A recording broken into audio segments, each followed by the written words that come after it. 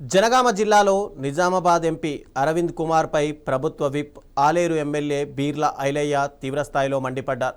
CM Revanth Reddy, PCC అధ్యక్షుడు మహేష్ కుమార్ గౌడ్ పై అరవింద్ చేసిన వ్యాఖ్యలను వెంటనే వెనక్కి తీసుకోవాలని డిమాండ్ చేశారు.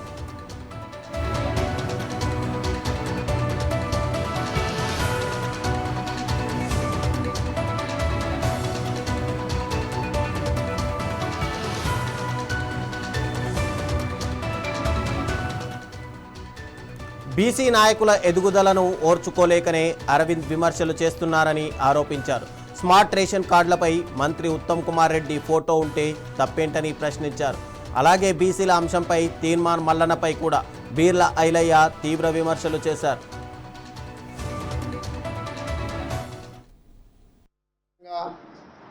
ప్రభుత్వంతో పార్టీ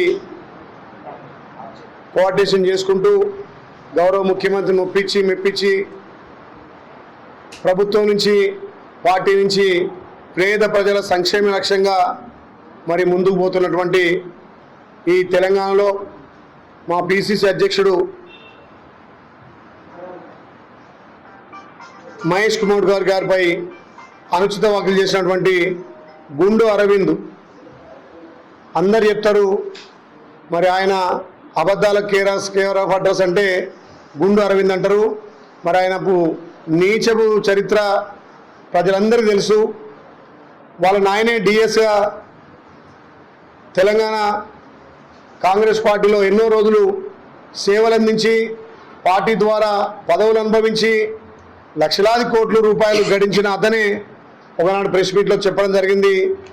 మా ఫ్యామిలీ బీడీలు అమ్ముకునే ఫ్యామిలీ, మేము బీడీలు తయారు చేసామని చెప్పి ఆయనే చెప్పిండు. మరి అలాంటి కుటుంబానికి ఇలా వేల కోట్ల రూపాయలు ఎక్కడి నుంచి వచ్చినాయి? మరి ఆ రూపాయల మీద ఈయన జీవనం సాగిస్తూ ఒక మతతత్వ పార్టీలో కులాల మధ్య మతాల మధ్య చిచ్చు పెట్టే పార్టీలో ఎంపీగా ఉండి ఇలా మా పీసీసీ అధ్యక్షుడు ఒక బీసీ బిడ్డ ప్రజలకు సంక్షేమాలు అందించుట్లో పార్టీని అన్ని విధాలా ముందుకు నడిపించే క్రమంలో మరి ఓర్వలేక తన కాన్సెన్స్ కూడా ఎంపీ నిజామాబాదే, మనది అదే ప్రాంతానికి ఒక పీసీసీ అధ్యక్షుడిగా బీసీ బిడ్డ ఉంటే మరి ఓర్వలేక చిల్లర మల్లని మాట్లాడుతుండు మరి గుండు అరవింద్. మరి తెలంగాణ రాష్ట్రంలో ఇలా భారతదేశంలో బీజేపీ అధికారం వచ్చిందంటే తెలంగాణలో 8 సీట్లు బీజేపీ నుంచి కేంద్రానికి ఇచ్చింది కాబట్టి ఇవాళ అక్కడ ఆంధ్రలో ఇక్కడ తెలంగాణలో మీరు గెలిచి అత్యవసర మెజార్ తోటి కేంద్రంలో మోడీ అధికారంలోకి వచ్చిండు. మరి కేంద్రంతో తెలంగాణకు రావాల్సినటువంటి నిధులు తీసుకురా చేతగాక మాటలకే పరిమితమై ఏమున్నా నోరు తెరిస్తే అబద్ధాలు.